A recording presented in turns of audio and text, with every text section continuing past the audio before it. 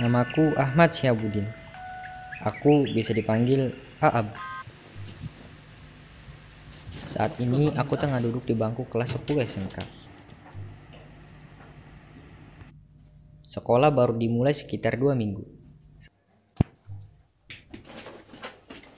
Ini adalah ceritaku. Ceritamu mana?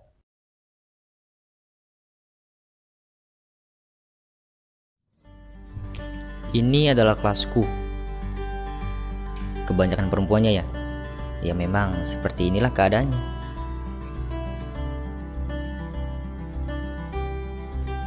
Dia Wahyu, teman sekolahku saat SMP dulu. Saat ini aku memang belum terlihat.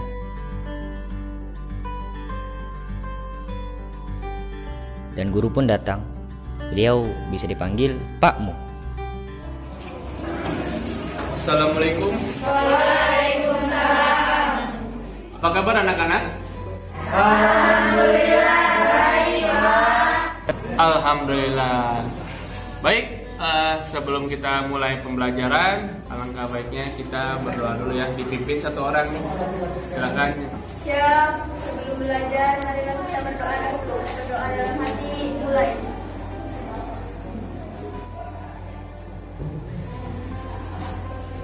Selesai. Berdiri. Beri salam. Assalamualaikum warahmatullahi wabarakatuh. Waalaikumsalam warahmatullahi wabarakatuh. Baik anak-anak, sebelum belajar Bapak mau cek kehadiran dulu ya. Untuk kelas yang pertama Ahmad Syihabuddin. Gak ada. Pertama baru nggak ada lagi. Yang kedua Amelia. Ya, daftar hadir pertama tidak ada siswanya. Cek kehadiran pun dilanjutkan. Hari ini Bapak ingin tahu, sebelumnya kita sudah pernah belajar minggu yang lalu ya. Bapak ingin tahu pendapat saya atau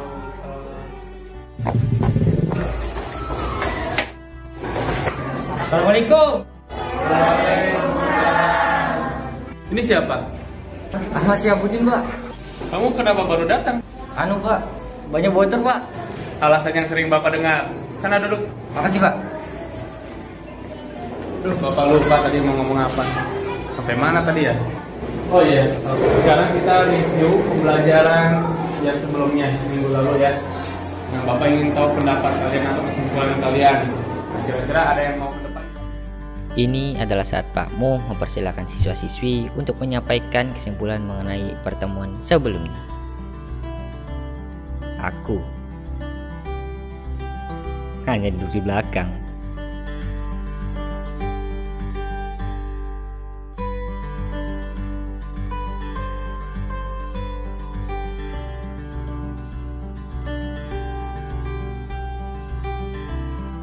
Kegiatan pembelajaran pun berlanjut.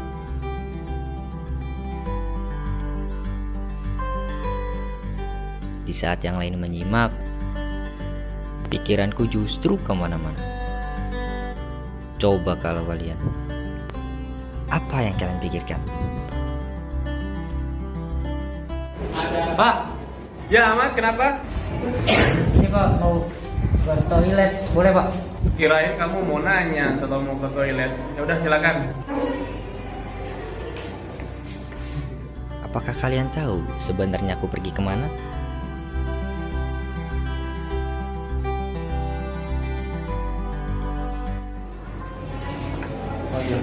Pembelajaran Bapak 5 menit lagi, tapi kebetulan Bapak nggak ada keperluan yang mendadak ya.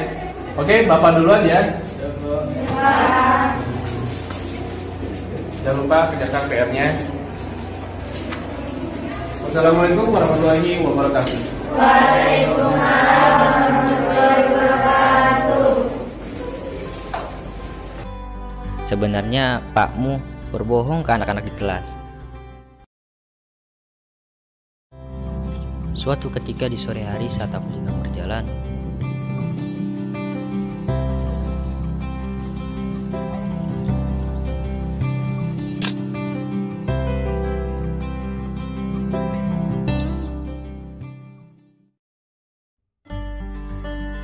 Beberapa hari kemudian saat jam istirahat,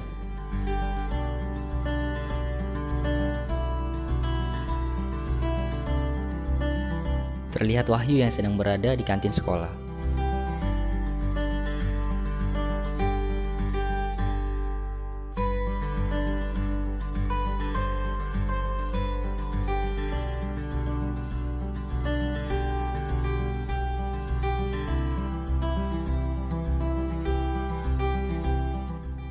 Kemudian aku pun ke kantin dan bertemu Wahyu.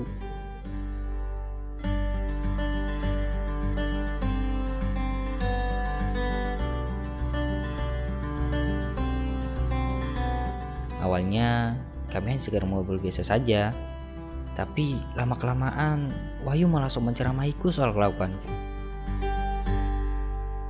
Terima tidak terima, ya aku dengarkan saja. Walaupun sebenarnya sedikit jengkel juga. Setelah itu, Wahyu pun pergi.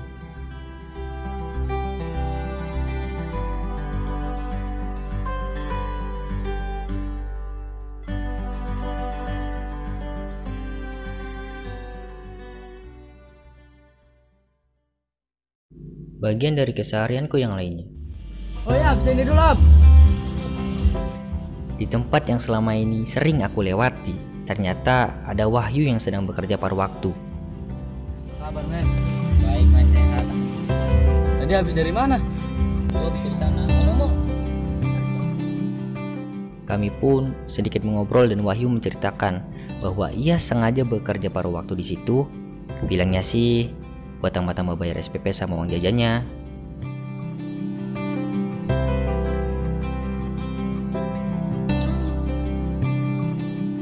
Kami pun mengakhiri obrolan kami, dan aku pun melanjutkan perjalananku.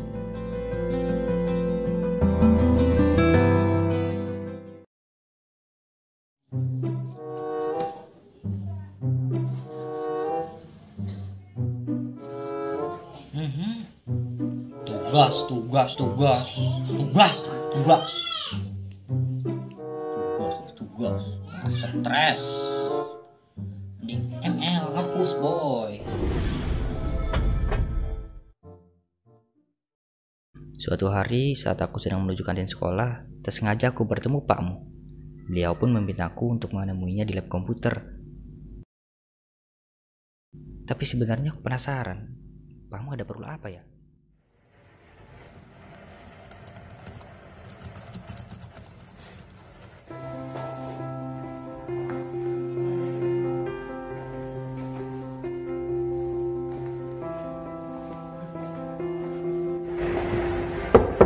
Assalamualaikum. Waalaikumsalam. Oke, siap. Obrolan pun dimulai. Hingga suatu ketika beliau mulai menyampaikan maksudnya. Inilah kenapa aku bilang saat itu Pakmu berbohong. Ternyata saat itu Pakmu mengetahui bahwa aku sebenarnya bukan ke toilet, melainkan ke kantin. Tetapi beliau sengaja tidak memarahiku saat itu.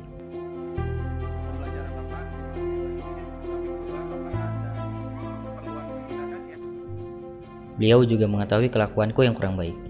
Tetapi sampai saat ini pun beliau sama sekali tidak marah terhadapku.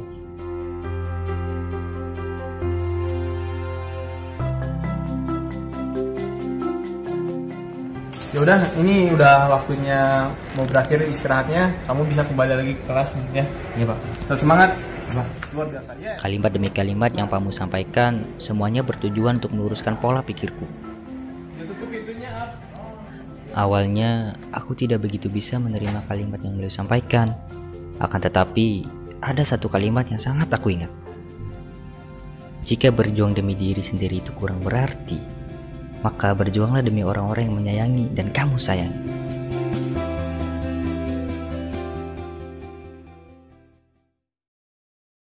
Suatu ketika di sore hari, aku kembali melewati tempat di mana Wahyu bekerja paruh waktu.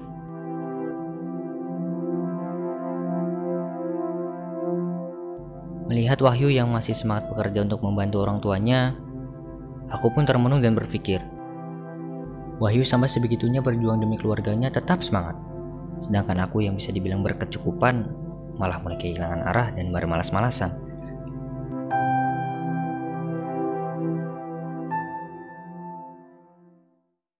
Suatu ketika, aku mulai teringat kembali akan hal-hal yang sudah kualami belakangan ini.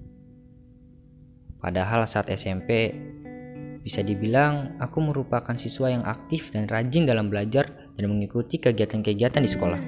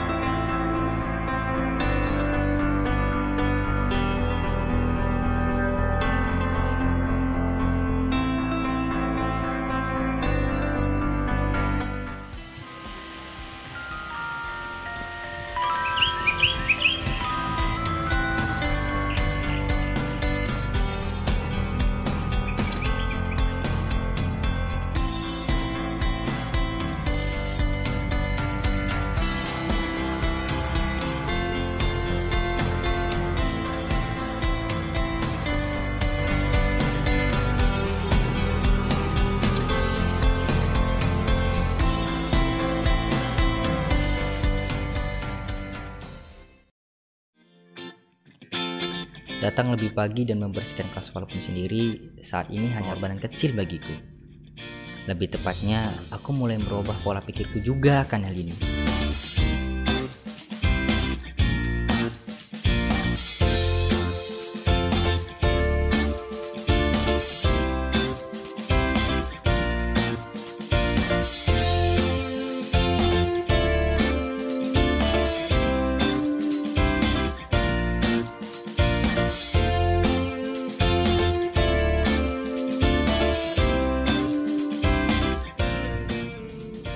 Ini bukan soal aku yang mendadak jadi pintar di kelas akibat kalimat atau momen ajaib.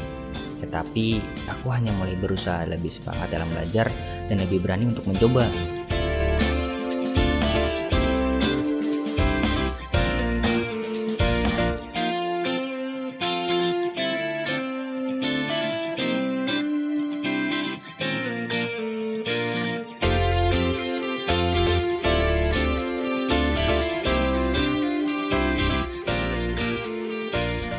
Ini bukan soal perubahan instan tanpa sebab. Semua ini berkat perantara Tuhan melalui orang-orang di sekelilingku dan yang peduli terhadapku.